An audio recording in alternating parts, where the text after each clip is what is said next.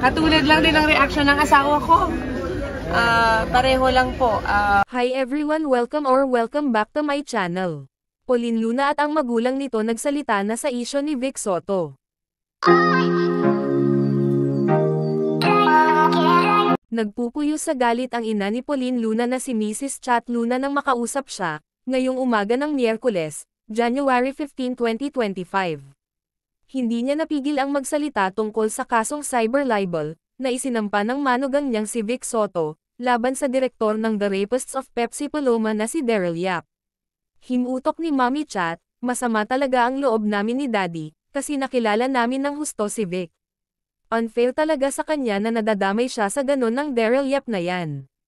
Hindi po ganon si Vic. Nang pumutok ang isyong ito at mabilis na kumalat ang teaser ng kontrobersyal na pelikula, nakausap daw ni Mommy Chat si Pauline. Pinagsabihan daw sila ni Pauline na huwag magpo-post o magre-react sa mga nababasa nilang mapanghusgang komento mula sa bashers. Pero hindi raw napigilan ng daddy ni Pauline na si Jane Luna na sagutin ang ilang komento na nabasa nito sa Facebook. Nagalit daw si Daddy Jane sa sinasabi ng bashers laban kay Pauline. Meron pa umanong rape threats kay Pauline kaya apektado talaga sila. Kawawa rin kasi si Pauline, kung ano-ano yung sinasabi nila. Pero ang isa talaga sa inaalala namin syempre, ang mga apo namin, sabi ni Mommy Chat. Kawawa naman si Natalie at Mochi na nadadamay sila. Wala silang kamuwang-muwang. Si Natalie at Mochi ang dalawang anak ni Vic at Pauline. Dagdag pa ni Mommy Chat, kami po, wala kaming ginagawa kundi magdasal talaga. Wala po kaming panlaban kundi dasal lang talaga. Madaming beses nang nagmilagro ang Diyos sa amin. Basta kampi, kami kay Vic, all the way. Sa Diyos lang po kami matakot. We're proud of our son-in-law Vic Soto. Marami ang nagtanggol kay Vic Soto at nagsasabing hindi totoo ang matagal ng akusasyon dito. Gimik lang daw ito ng namayapa na ring manager ni Pepsi Paloma na si Dr. Ray De La Cruz. Iginiit ni Mommy Chat na kilala nila ang pagkatao ng kanilang magulang na si Vic Soto.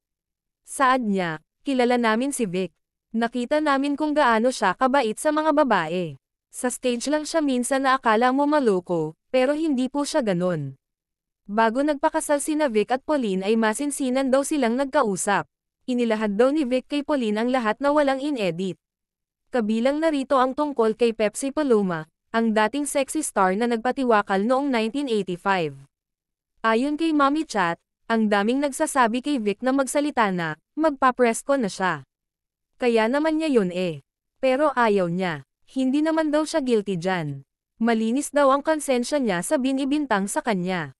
Minsan daw ay hindi na ipinaparating ni Pauline kay Bossing Vic ang ibang nababasa niya sa social media dahil ayaw nitong maapektuhan ang asawa.